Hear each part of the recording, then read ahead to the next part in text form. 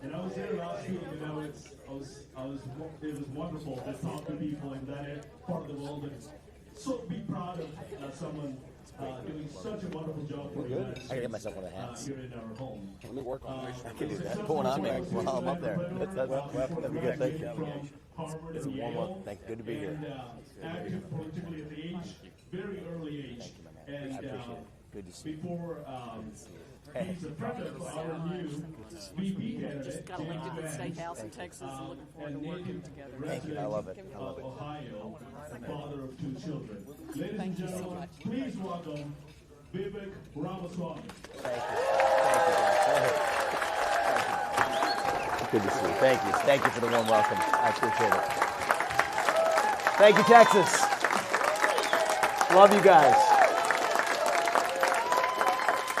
Now, I got to get myself one of those shirts and one of the hats. All right, so somebody has to put the hat on me while I'm up here, and then the shirt we'll wear after. Oh, you're actually serious. All right. I love that. Let's do it. Let's do it. Thank you. Official. I feel warm and welcome. I love it. I love it. It's a. Thank you. We're going to come to Texas. We're going to keep coming to Texas. I want to share just a few reflections on the week. I mean, we're in the middle of a week that I think our great-grandchildren will look back and read about in their history books. And thankfully, in a good way, could have been centimeters away from a very bad way, but I want to take the occasion of what happened in the last few days for all of us to just take a step back and ask ourselves who we really are as Americans. Not as Republicans. This is something different about this convention this year. This is not about party unity this year. This is about uniting as Americans, and not some fake kind of astroturf, superficial, skin-deep national unity lasts for 10 minutes and then we move on and go do our thing, but a deeper national unity. One that doesn't cause us to compromise on our principles, but to double down on the principles that actually unite all of us as Americans. I gave a speech last night at the convention where I talked a little bit about young people, actually. Talked to the next generation. And what I see in this country, I want to start with this, is that's the generation we're doing it for.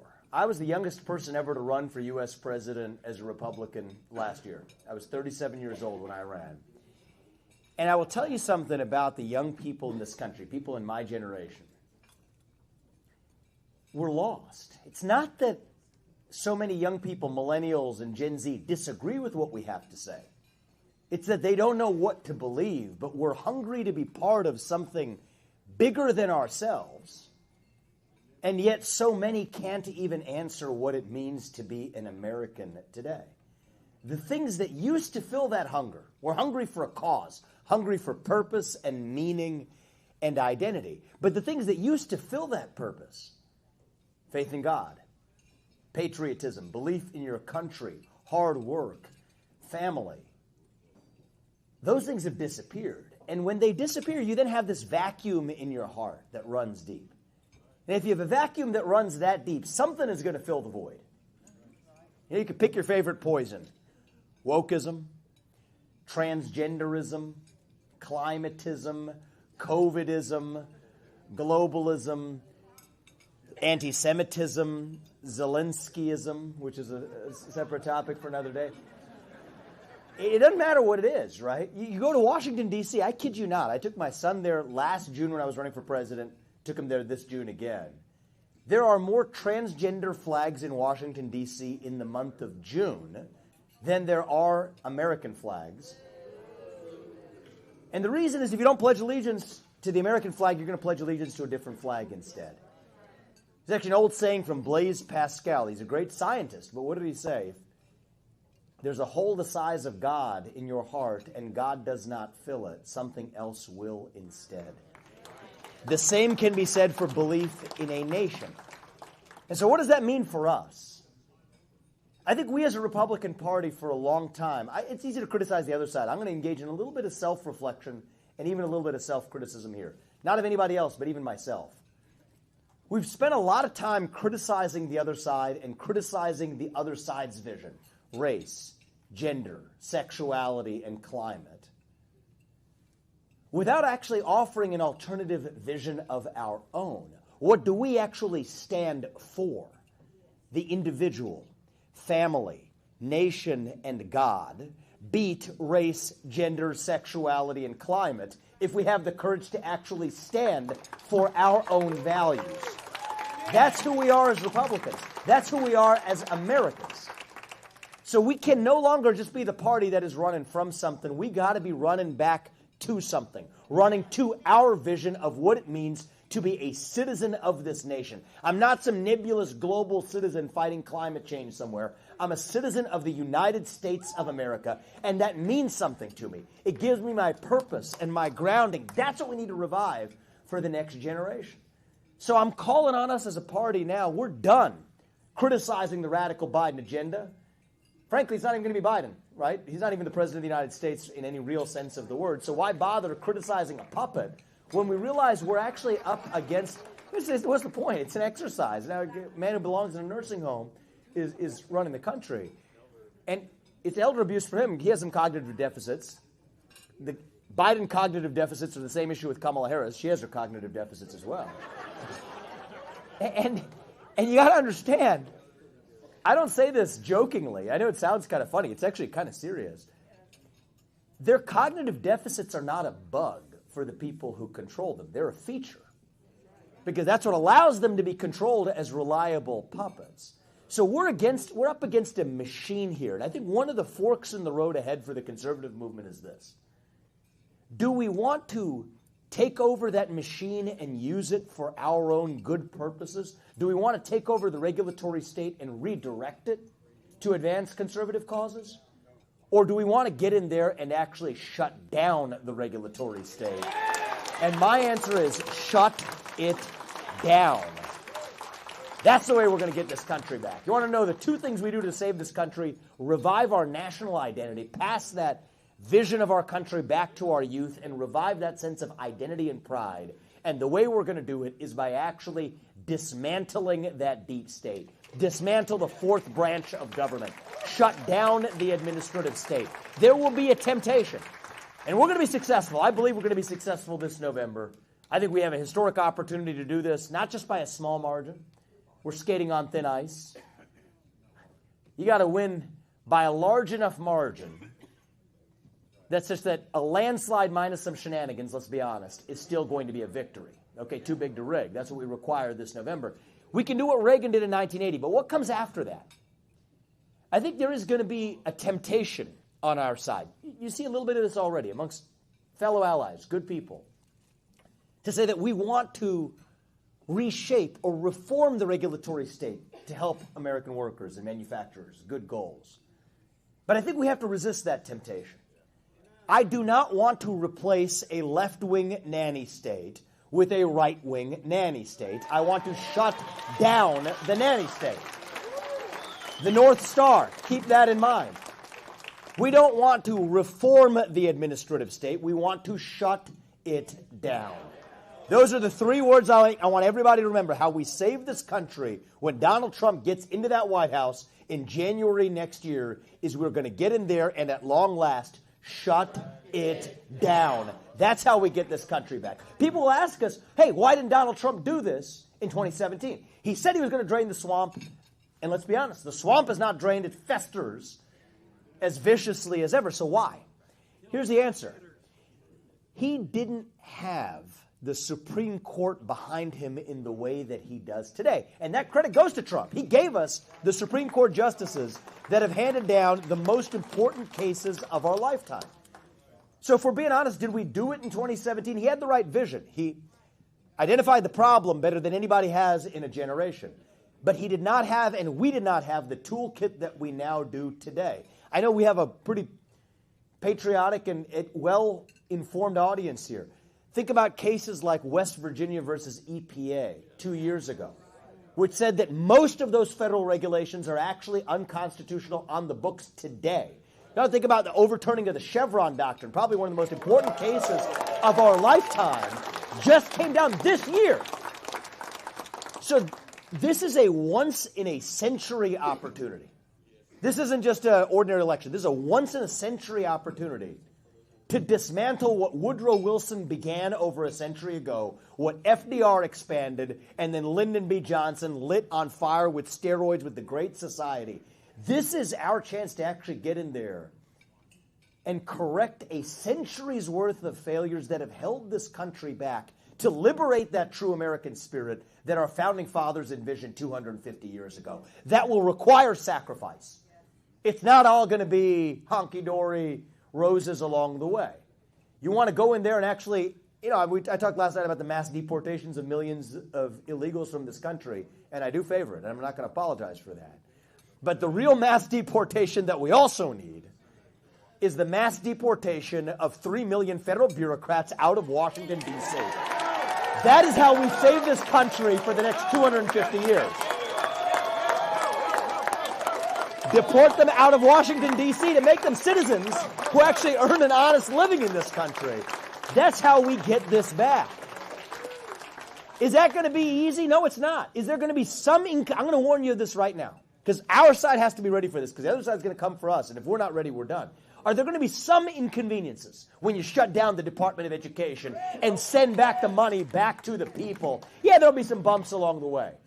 Are there going to be some inconveniences where you take 75% of federal bureaucrats, send them packing and home, and rescind 75% of federal regulations because they're unconstitutional? Yeah, there's going to be some bumps in the road. But are we ready to make those sacrifices? Yes, we can make those sacrifices if we know what we are sacrificing for. It is a constitutional republic that our founding fathers set into motion in 1789. That is what we're in this to revive.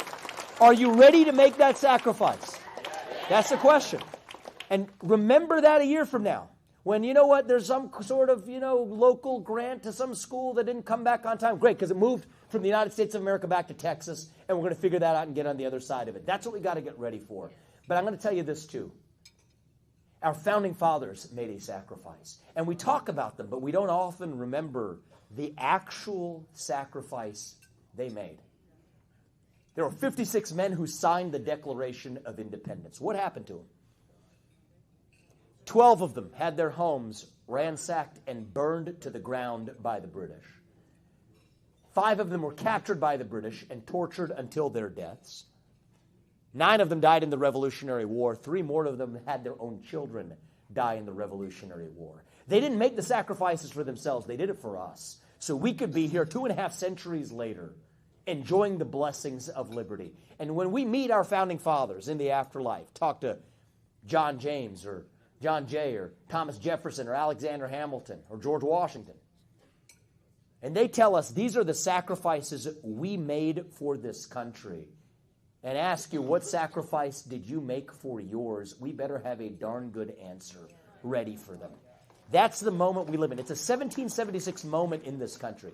2024, I believe, is our 1776. And I mean that in a positive way. What a special time it would have been to be alive in the spring of 1776. And our founding fathers, they didn't view themselves as victims. They viewed themselves as carrying out the destiny, the divine providence that they were put here to carry out. That was their purpose. I think we live in one of those moments right now. It is a special time to be alive in the United States of America. Complacency isn't an option. I think that's a risk. I walk around the convention. I feel some of it too. We feel like we're so close within striking distance of the finish line. I think we got to be careful about that. Complacency is a risk, and we're not done until we get the job done all the way through this November and then beyond. But I do think it is one of those moments in American history that we will look back 10, 20, 100 years from now and say, this is the moment. Even what happened last Saturday night, look about that. You see the videos.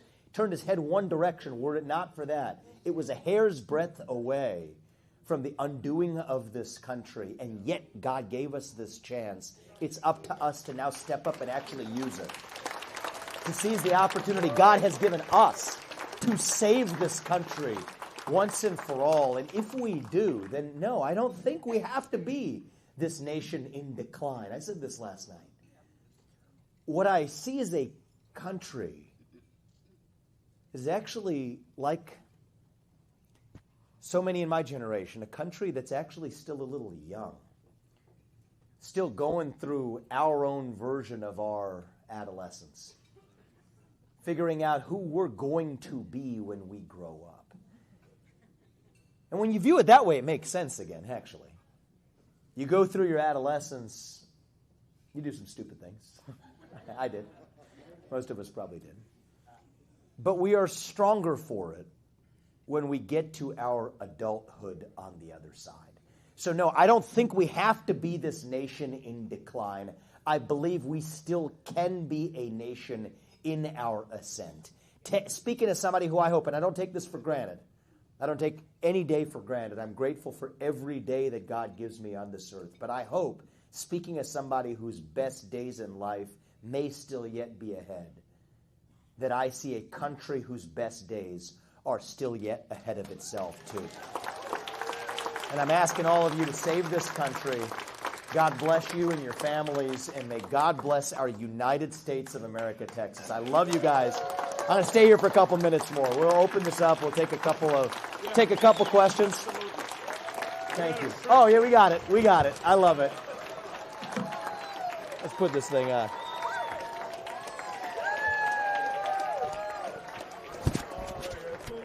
Thank you. I like it. Making my workouts look good here. What's that? Hook 'em horns.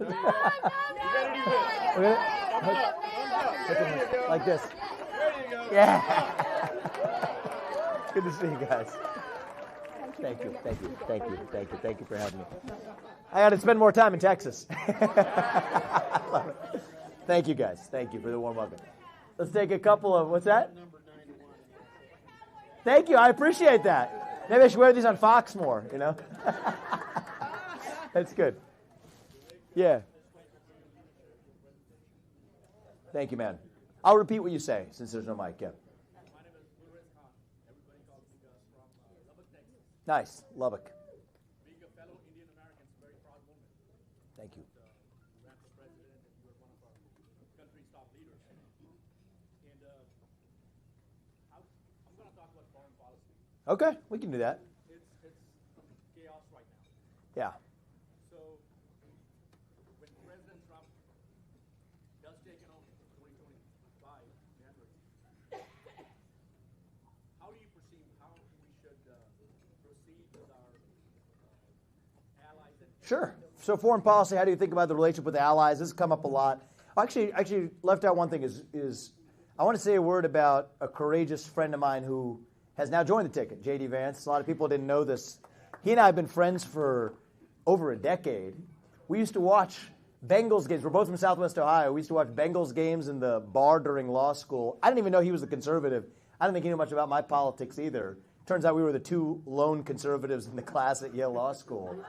And 10 years later, you know, what we got is we would never imagined we'd be in this place working together to save this country. There we go. Thank you. Straighten up. I.O. right there. Oh, my fellow Ohioans right there. But I bring him up because he's also been one of the, I would say, more courageous voices on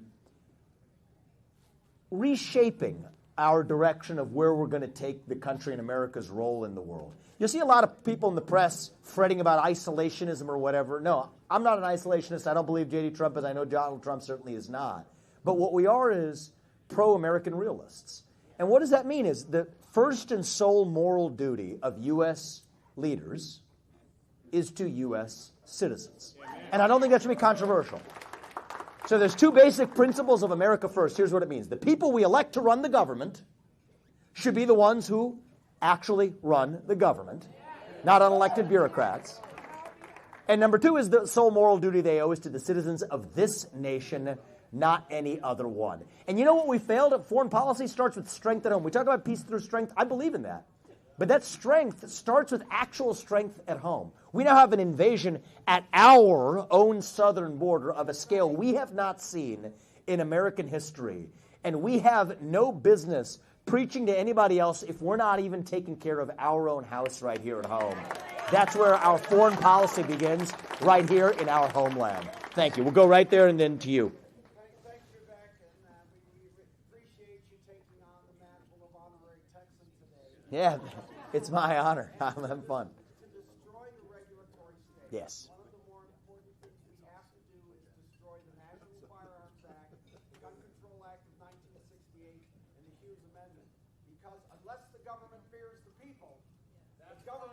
Thank you. Thank you, my man. Thank you. I love that. And I want to say a word about this. People think about this. The Second Amendment, it's not about sport hunting, right? The Second Amendment is the amendment that puts the teeth into all of the other ones. And we got to remember that.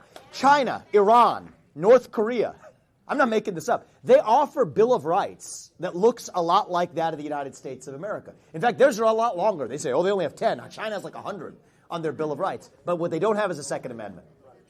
Black Americans did not enjoy their freedoms in the United States of America until they were secured their Second Amendment rights as well. So I'll tie it to the last question on foreign policy. He asked about foreign policy. I'll bring that to domestic policy on the issue of the Second Amendment. It's actually a case of mutually assured destruction. That's what it is, between the governed and the government, to say that, you know what, this is what keeps the government at bay.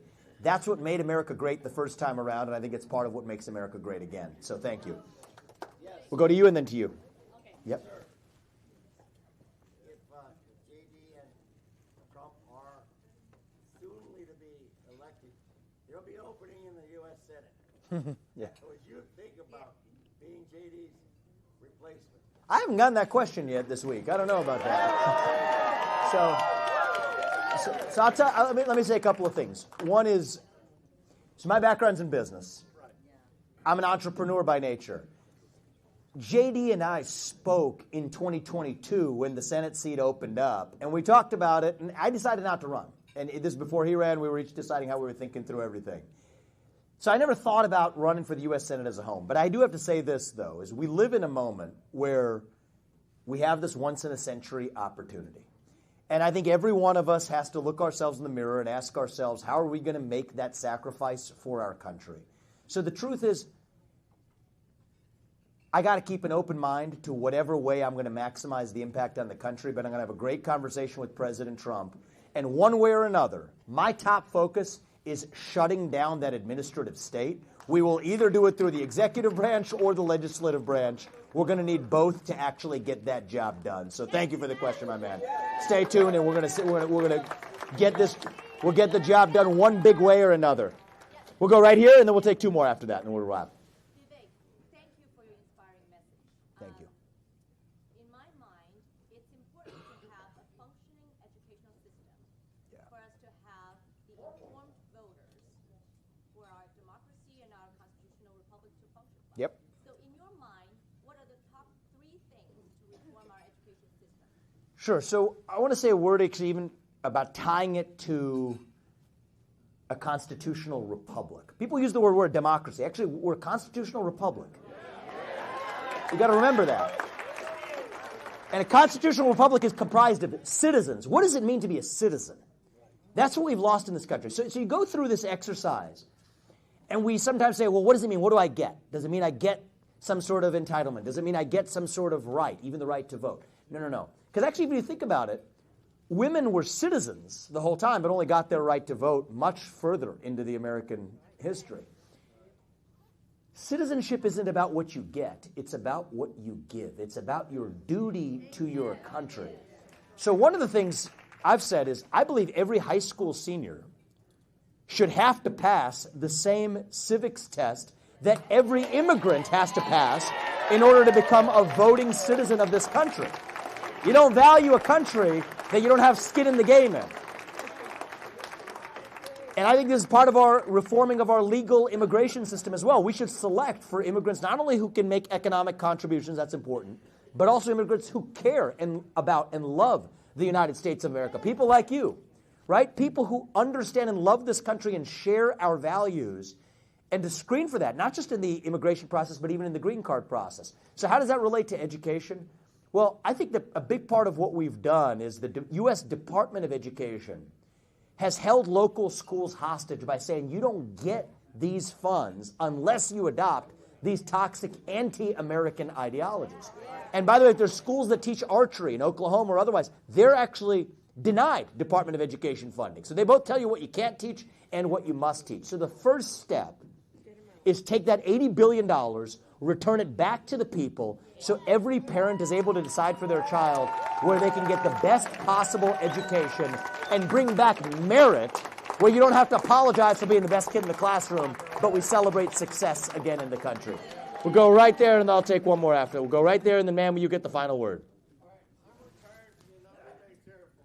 Thank you for your service, my man. I appreciate it.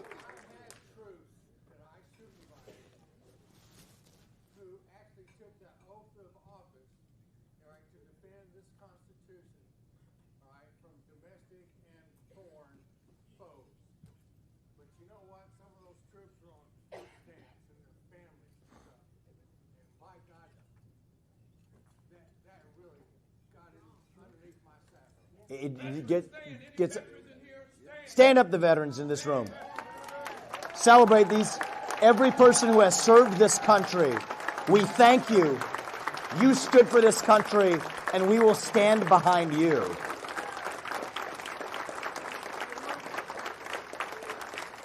And I got to tell you something. We're not just doing it for your sake. We're doing it for the sake of future generations, because we have a 25% recruitment deficit in our own U.S. military right now. Ask yourself why. Young people, look, this is the way we treat our veterans. Why on earth would I actually want to make that sacrifice in the first place? DEI is a big part of it. You actually get indoctrinated with anti-American dogmas when you're serving your country. Young people aren't inspired to do that anymore.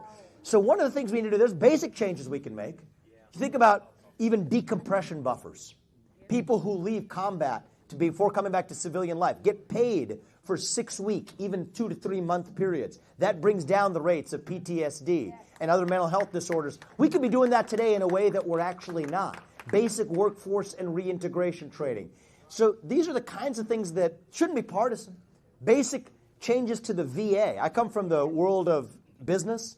Well, in a world of business, the shareholders decide how the CEO is paid and compensated. I think we need to treat our veterans like the actual shareholders of the VA who can hold the bureaucrats accountable back to taking care of our own. That's not a Democrat idea or a Republican idea. These are American ideals. And I promise you, whatever role I have, right, whether we were talking about it from the legislative branch or executive branch, Donald Trump and I are going to be working together to save this country. And for me, and I know for him, finally standing for our veterans is a priority, not just for our veterans, but for the sake of setting an example for future generations in this country. So thank you for asking that question. We'll go to the lady behind you. We'll give you the. We'll go here, and then, young man, I can't say no. We'll give you the final word. So your message today said we were either complacent or complicit. But your message to me said we must be courageous. Thank you. That we must Thank be you. courageous now, in this time, right now, today. Thank you for hearing. You said it better than I have, because what happened in the last 5, she said that the message I'm calling on you to actually stand up for is courage. And courage is a rare commodity in this country. Most Americans have common sense. I've realized that. I've traveled this country. I don't care if you're Democrat or Republican or in a city or black or white, it doesn't matter. Most people in this country share the same values in common. Thomas Paine, who helped start the American Revolution, wrote his text, Common Sense, for a reason. It exists. Americans have common sense. The thing we actually lack right now is courage. It's not that we're not smart enough. It's the question is, are we actually courageous enough? That requires some sacrifice. Fear has been infectious in this country, especially in my generation, but it's true of all of us. Fear of losing your job, fear of your kids getting a bad grade in school, fear of becoming an outcast in your community. But I promise you this, courage can be contagious too. It just requires more of us actually showing it. So if you step up and do your part, it's going to spread like wildfire in this country.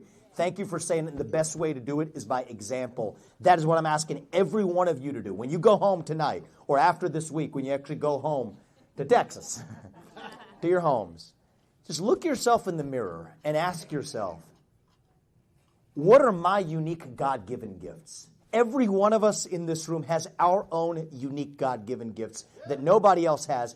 Figure out what that is and then ask yourself, how am I going to use those God-given gifts to do what is right for this country in our hour of need, and what sacrifice am I willing to make to do it? And if you do your part, I'm going to do mine. Donald Trump is going to do his.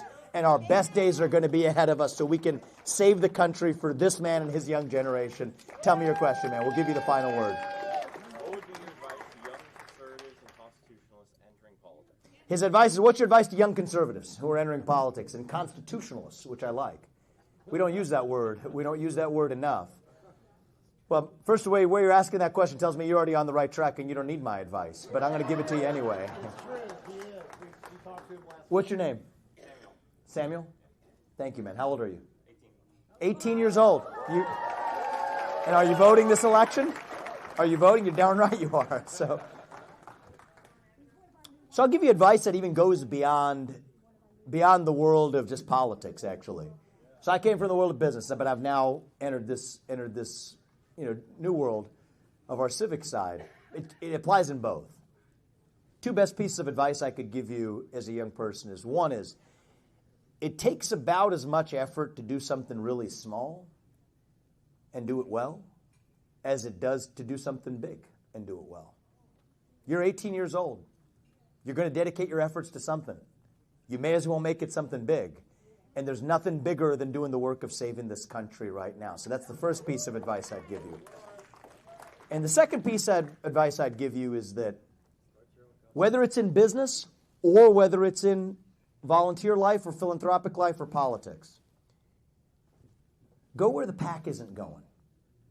So the pack is always running in one direction. If everybody else is going one way, you go the other. Be contrarian and be right. You got to do both of those things. It's easy to be contrarian and just be wrong in some harebrained rabbit hole. But it's also easy to just go the direction that everybody else is going, which means the world doesn't need you to do that. The world needs you to do the other thing, to take the road less traveled. And if you do that, that's going to be your formula for success in business, as it is going to be your formula for success in saving this country. So whichever track you choose, be contrarian, be right, don't think small, think big. And that's not just a reflection for a young 18-year-old man. I think it's a reflection for all of us in this country. Think big, Texas. Do big things for this country. Win the American Revolution of 2024, and our country will be stronger than it ever has been. Thank you. God bless you, Texas. And God bless your families and our United States of America. Thank you, guys.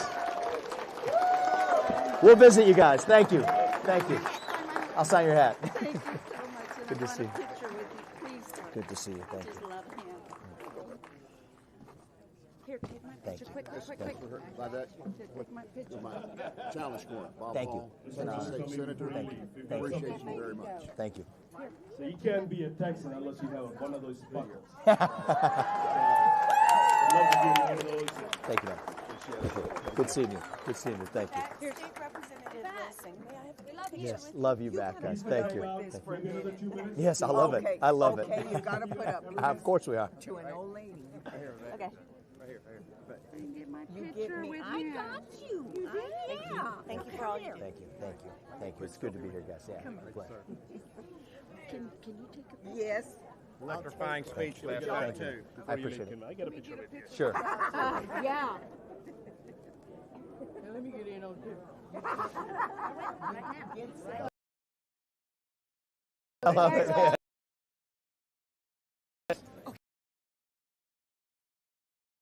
I love more. These are people. One by okay. I saw you through Iowa. Humor. Humor my pick. Yeah, just so you know. We're gonna Humor an old lady. Yeah, thank you. Yes. And not too old, I don't think so. Yeah. Not that old. Keep doing what you're doing. Thank you. I appreciate that. Hurry up and get in here. Making that I message. never got my picture. Thank you. For doing what you're doing. Golly, you need to. Hey. You have a lot of female fans. Good. Tell the media that. He's young and good looking. Okay, can I have Thank my you. picture with Thank him, you. please? Thank you, guys. Thank you. But I want me, you know. Thank you, Vivek. Thank you. One- Thank one you. more Thank you so time, much. sweetheart, one more time. Yeah, Thank you. why I'm don't you gonna do that? my new look here. teachers in the Thank you. Love you, Thank God you. bless Love you back. Got Thank it. you. Thank you. I love signing this. This is good. This is good. I like this. Hey, guys. Hey, come to San Antonio. We will. I want to come back to San Antonio. Yeah. Oh, we visited the Alamo. Yeah. Got to take my boys there and we'll visit again. Absolutely. Yes, Absolutely. That was a memorable visit, actually. We got those scorpions in the lollipop. Thank you. Thank you very much. I appreciate it, guys. It's my honor. God bless our country. Thank you. Our family appreciates it. Sign my hat. I'm in love with your voice. Oh my gosh, they're like young. They're turning into young men. You know, at the age of 2. MAGA. And there's nothing wrong, and there's nothing controversial about making America great again. That's who we are, and we should be proud of it. So. I'm the faculty advisor for Turning Point at the University Oh, you of are? Houston. Excellent. We'd love you to speak. Cool. I'll come to the University of Houston. Yeah, I'm also an eye doctor, so Cool. I help people see to the right. Awesome. Awesome. I like that. See to the right. I like that. Thank you so much. We're all eye doctors in that sense. I like that. Thank you. It's my birthday today. It's your birthday? Happy birthday. Oh my goodness. What's your name? I'm Barbara. Barbara? Barbara Woodruff. Barbara Woodruff. Barbara's birthday. Tell her happy birthday. You want me to take a birthday picture of you? Thank you. We'll celebrate today. 77. 70. You got to teach. What we'll pray for everyone to be as well as you are at 77 and I'm too. going to bat for Donald Trump. Good. And we're going to go to bat again. The last time Yes, we are. he won Pittsburgh was in 2016, and we were there. We're going to make it happen again in You're 2024. not kidding. Make it happen. No Thank you. doubt about it. Thank No you. doubt. Well, happy birthday, and we'll channel that in a good way. Love you. Good to meet you. Thank I'm you. Judy. Judy, it's good to meet you. Thank you. And you're going to make it big. Thank you. Thank you. Thank you. We're not going to stop fighting. We're not going to stop. I promise you. You stay well today, Barbara. Okay, hold it up a little bit. Hold it up. So, anyone in this area start moving. Thank you so much. Just let me know when we have to. Sorry. One second. Stay. Let's do it. Okay, here we go. I'll move it out. Okay, come on through. Sorry, and I just wish this. All right. Thank you so much. Thank you, guys. Yes. I'm helping out the Trump campaign in South Texas. Great. From San Antonio all the way down to the border. Is that where Maya Flores is? Is she down there too? Yeah, I've been trying to help her a little bit. She's great. She's gonna. She's. I saw her last night. We need some help. Okay. We're about ready to turn San Antonio red. That city's Our gonna primary. use that too, even at the local level.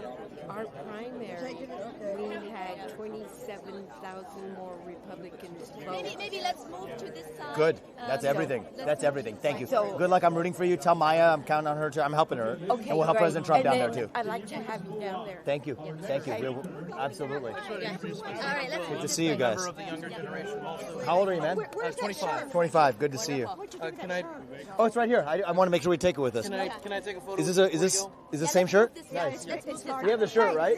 We got the shirt, right? My shirt. I'm the photographer. Jeff, grab it. We have the shirt. Yeah, I want the shirt. Yeah, you guys What's that? Could you take Oh, good. Abraham is. Oh no, George. Oh, George. Okay, yeah, let's do it. Let's do it. You want to come here, George? Oh, okay. Thank you. Thank you. Can I take a photo with you as well, please? Thank you. I ran for U.S. Congress. Can I get in the Thank you. Indian American picture? George. George's a good man. My dad's from India, and I'd love to have a picture with him. Hold on. All right, right here. 1, 2, 3. Love you back, guys. Oh, that's awesome. We love you guys. Awesome, guys. Good to see you. Can I take a photo? Thank you, guys. I would love it, man. Young man. Yeah, of course. I mean, honestly, social media is really the best way. I'm not even doing email. Thank you. Thank you. Just hit me a direct message. Yes. What's your name? Peggy. Good to meet you. Good to meet you. Thank you, Peggy. Take my picture? Yeah, sure, we'll do. Thank you. I appreciate your question. Thank you. And I love it Thank you. that you are. Thank you. Thank you. First lady wants to get a picture with you, so we got to go this way. Excuse me. No, Is that, no, where's no, she? me first. Me first. Yeah, we're her first, and then we'll go right here. She brought an actual camera. Where's my camera? She can take one. Oh, she has a camera. She has this camera. Yeah. I'll do one for you too. I'll get you. Thank you. Thank you. Hello, good to see you. How are you? Okay, I hate that I have to follow your ads. Oh no, are you kidding me? Thank you. No, it was so good to see you. How's the governor doing? He's doing great. Is he around here? Yes. Oh, good. Right, this way. I saw him on schedule. Wonderful. Ready? 1, 2, 3. One more, please. Thank you. I'm a big advocate of everything he's doing what the government should have been doing, but he's within his rights to do it. Yes. And I appreciate his fight. We're very, very excited. We look look forward to your future and what you're going to be doing for America. Apurva and I would love to get together with both of Come you. over and visit us. We will do that. Of course we will. We would love that. Yes. We'll visit and anyway, convey my thanks to him. Thank you. Yeah, I saw him a couple will. years ago. It's been a minute. He's So speaking tonight, and then today he had to do the walkthroughs. yeah. Well, hopefully we'll bump into each other. But tell him I said hello. Otherwise, good seeing you. you. Good seeing you. Hey, sure. Thank you. Thank you. We're going this way. Yeah. Thank you. Thank you guys. Thanks. Love you guys. Thank you. I Yes. just want to say hi. I'm a graduate of Harvard Business School. Oh, you are? Yeah, Oh, good. so I'm pretty sure we're not the last conservatives from Harvard. No. But, I think maybe the beginning of dawn of an era. Maybe. We'd love to. You're quite a magnet, dude. Thank you, brother. Thank you, man. Thank you. We'd love to Thank be you, guys. Thank you, guys. Thank you. Thank you, guys. My wife thinks I should take Thank a you. quick one. You know, when this guy first said, I want to take out all the alphabet, Outstanding job. God bless you. Thank you, guys. Vivek, Thank you, can I guys. get a selfie with you? I said, I like him at that point. That's when I And I would love. Thank you, George. All I want is a copy of your remarks Okay. to the presentation last night. Last night's remarks? Okay. Sounds good. Sign next to Thank you. Ted Cruz. Thank you. Well, do we, Right here. Thank you, sir. Texas House members and Thank you. senators to start doing that in Right here. our Picture. states. how you doing? Our next speaker is right here. All right. Thank you. Our Thank you, first guys. lady. Thank you. Before Make sure I got it. I think it I want clicked to after. introduce and Oh, thank hold our on just a minute. sponsors. And I want to introduce Mayor Okay. Durant. Got that one. Thank you. You're Thank you welcome. very Take care, much. sir. Thank you. Good morning. Thank you for having us, guys. Thank you. It's an honor. One of our sponsors for the whole week, actually. Thank you for your. Thank you. Thank you. Vivek, my I law would love office is it. across from the Republican Party, across from the Okay. Capitol. You can have it. We I would appreciate like that. to open an office for you in Texas. That is we would very like to kind. run it, and we need an infrastructure Can we to stand? replace. Matt, here, can we get a card? Yeah, thank you. Thank you. Thank you. Thank you, man. Good to see you, brother. Thank you. Appreciate you. Quick smile for Thank you. me. Yes, yes. Thank you, sir. Time? It's time. Okay. Thank you. Thank you, my daughter. Thank you. Thank you. Thank you. Super quick. Thank you. Thank you all. Love you guys. Love you guys. Thank you. Love you guys. Love you guys. Thank you. Well, they're taking me out of here as we speak. Thank you, brother. There's a pen. Here's a pen. Thank you. Pardon Thank you. me? Thank you. Thank you. Let's see if Love I you can- guys. We love you guys. Oops, bad dang phone. Yes. Can I get a picture Oh, thank you. Thank you. Thank you. Someone, they can send it to you. Ready, Sue? Yes, going. Okay. Thank you. Thank you so much. Thank you. Great job. Thank you so much. Thank you. Thank you. Thank you. Thank you. Thank you for doing it. Thank you. Can we do a real one? Thank you. Real quick? Thank you. Yeah. Thank you. Thank you. Thank you, brother. Yep. I remember you speaking at Heritage Fall 22. It's a long way. I mean, long way to go still. Thank you. Thank you. Thank you. Quick. Yes. Thank you, guys. Thank you. I did get it. Good to see you. Fellow Buck. Yeah, OH, you said it. I love it. Thank you. Hey. Thank you. Thank you. I can raise $50 million for the president. You did? Thank you for that. I can't. I know how to. Give this. Okay. Take one of these. Downstairs. Okay, perfect. You want to take one of those? Thank you. Thank you so much, guys. Love you guys. Thank you.